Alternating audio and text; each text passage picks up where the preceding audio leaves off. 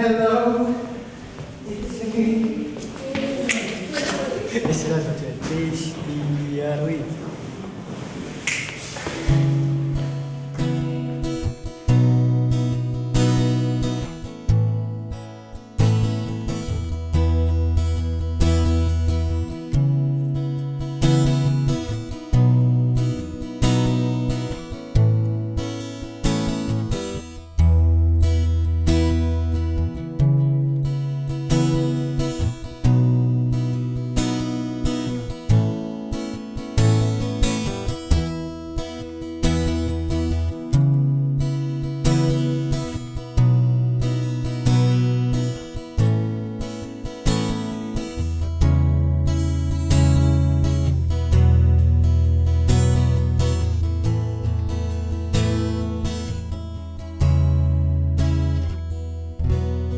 Tvorbu Jožka Feča som spoznala v prvom momente cez katalógy a cez printy jeho diel, ktoré na mňa až taký veľký dojem neurobili.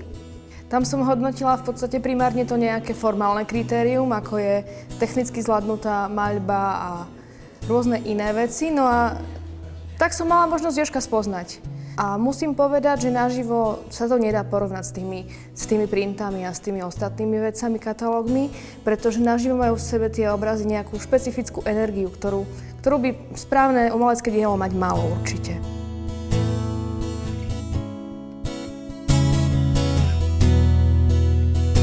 Myslím, že sme sa trošku mohli vrátiť aj k téme dnešnej výstavy, a to sú osobnosti s rómskym pôvodom. Ako vlastne táto téma vznikla? Pamätám si na to, aké to bolo včera. Ja som doma upratoval a Roman mi zavolá a povie... Roman, ukáž sa nám. Roman, zakývaj. Tamto vzadu je Roman. Počúvaj, Jozef, mám pre teba zákazku. Dostal som nejaký fond 2000 eur a chcem ťa do toho zapojiť. Chcem, aby si radšej namaľoval. A ja, že no, v pohode. Vyber si tému. No a ja som povedal, že chcel by som maľovať portréty. No a myslel som si, že to majú byť portréty, ale to vlastne bolo, že čo chcem. Ale nakoniec dobre, že sú to portréty, lebo keby žena čo robiť z vlastnej tvorby, tak by to trvalo oveľa dlhšie. A tak som vedel, čo mám robiť.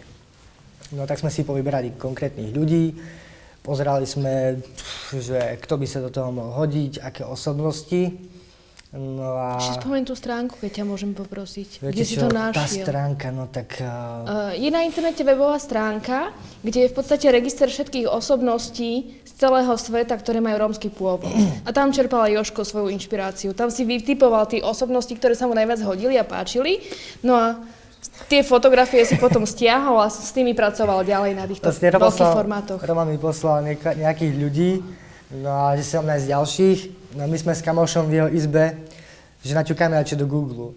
A sme naťukal tam nejaký, že Famos Roma alebo niečo také.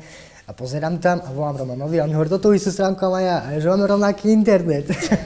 no a tak sme si ich povyberali, no a začali sme na tom pracovať, no. Takže asi takto. Dobre, a tá legenda o tom, že si to celé zmastil za 3 dní, je pravdivá alebo nie? Tak, prvé to bolo 10 obrazov.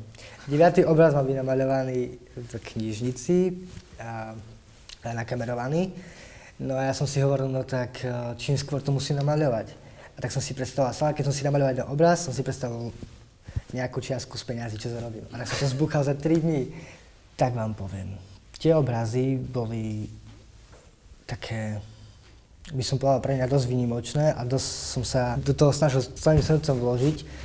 No a tento mi trval 6 hodín a potom sa to už začalo zrýchľovať, lebo už som bol taký nabudený, tak už to išlo aj na bežacom páse. Proste som sa od toho nemohol odtrhnúť, proste som to musel robiť, som málo čo spal, ale musel som byť pri nich, lebo proste som cítil takú veľkú energiu z nich, fakt.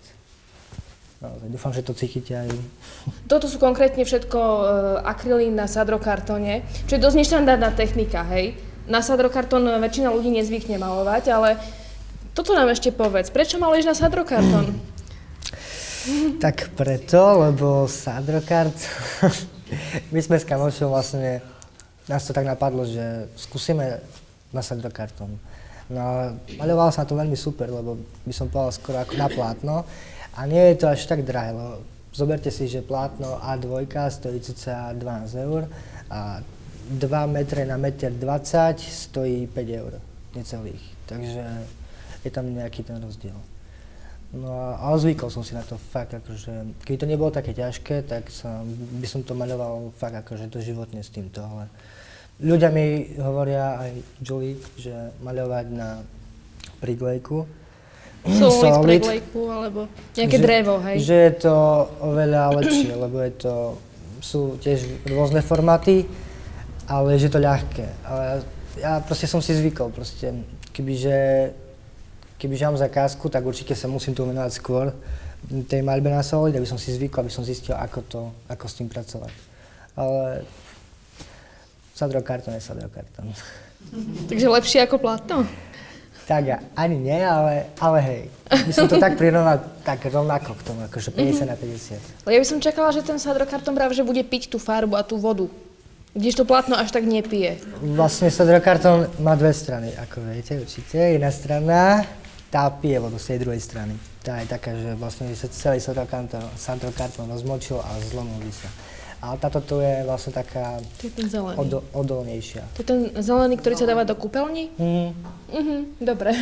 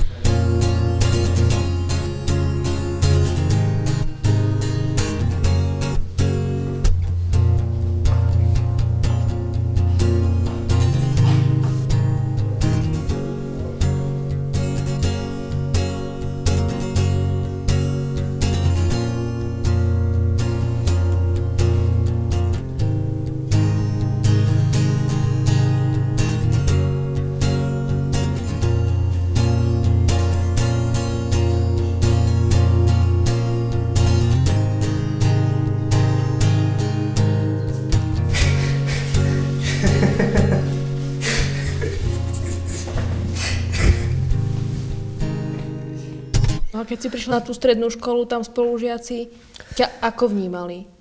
Od začiatku to bolo v pohode? Neriešili nejako? Prvé si mysleli, že som taký trošku čudný, ale potom hovorili, že fakt, že super, že som taký super človek, že sú radi, že ma poznajú a fakt ako my sme boli taká jak rodina v škole. Naozaj, tu bol taký druhý domov. Človek tam ide s odporom, ale ide s radosťou, že stretne tých ľudí a zase sme spolu a takisto aj s učiteľmi, takí tam boli učiteľia, čo by sú tak akože druhé mamy. Fakt akože... Napríklad Ďuro Mandl, že? Juraj Mandl. Juraj Mandl, ktorý ťa dostal aj trošku do toho, kde si teraz, že? Áno, vďaka nemu som tu na... Asi tu nie je, ne? Nie, nevidím ho tu, škoda, ale Ďuro Mandl... Juraj Mandl je človek, ktorého som stretol... Človek s veľkým srdcom, musím povedať, hej, za seba. Si pamätám, že keď som šiel na primáčka na túto školu umeleckú, tak on nás mal na starosti. A už prvý pár minút, jak mi povedal, že pán Jozef, aké máte číslo na talentové skúšky, ja som povedal, že som zabudol. A nevadí, ja som si ho vaše číslo zapamätal.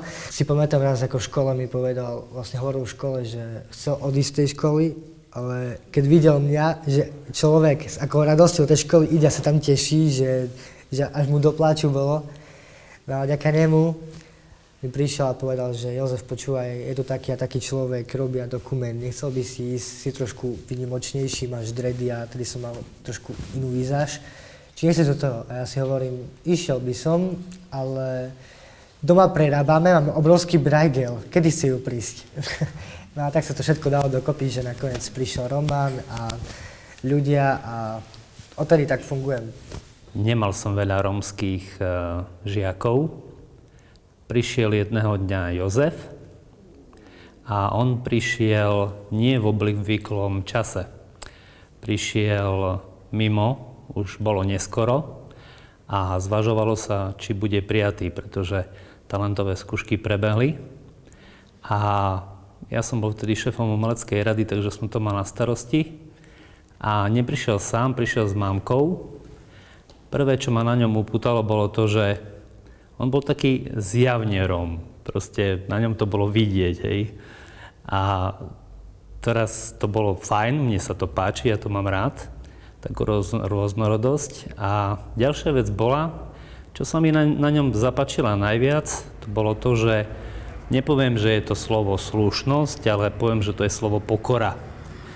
Bol veľmi zlatý, veľmi sa pekne správal k mamke a robili sme to trošku za takých improvizovaných podmienok a dá sa povedať, že prial všetko. Keď som videl jeho prácu, tak som si pomyslel, že áno, môže byť, že je tam.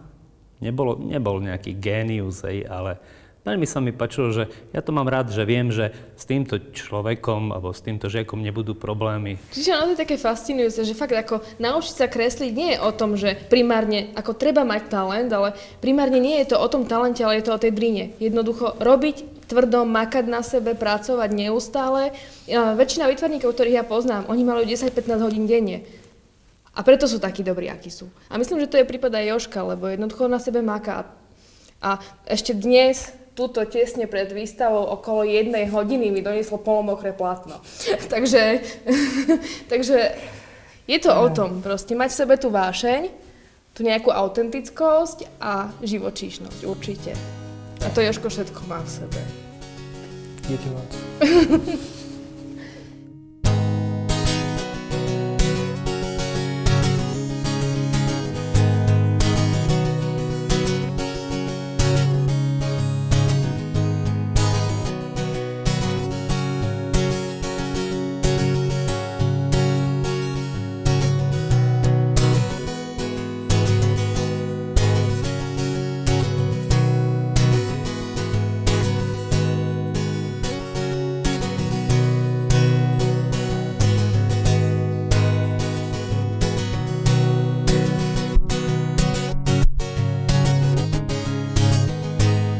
Viem si predstaviť, že o pár rokov by Jožko mohol učiť, respektíve študovať pedagogiku výtvarnej výchovy, učiť malé deti kresliť, maľovať, pretože má vzťah k deťom.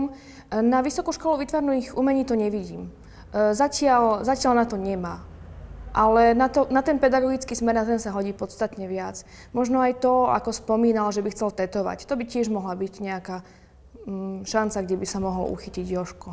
Sledoval som jeho kariéru a mal som na škole aj taký krúžok komiksu a toto ho bavilo, hej, kresliť také tie fantazíne tvory, krajiny, toto ho bavilo a ešte si pamätám, že veľmi rád robil perom, ako jednoduchým takým modrým. Chýbala mu trošku anatómia, ale nechýbalo mu nadšenie. Pretože na tej škole je veľa géniov, ktorí vedia kresliť, ako sa hovorí, že to majú talent od Pána Boha, ale trošku to nevyužívajú. Mám radšej typy, ako je Jožko, že nemám nejaký extrémny talent, ale pracujem a niekam sa dostanem. A táto výstava, čo je tu teraz, je pre mňa ako pedagóga, aj toho človeka, čo ho poznal, veľkým zadostiučinením, že tá cesta, tie maličké krôčiky, to, čo som videl, skončili viac menej veľkolepo. V meste, veľkom meste, v centre má výstavu.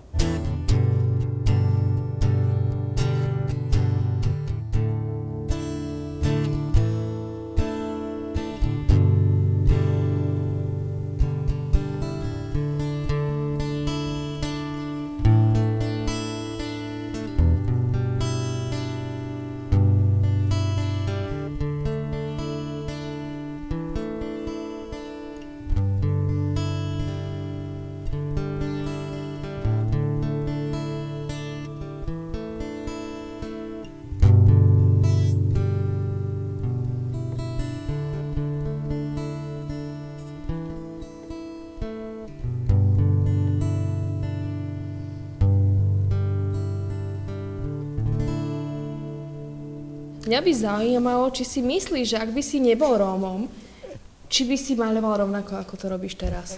Či by si mal rovnaké príležitosti, alebo lepšie, alebo horšie?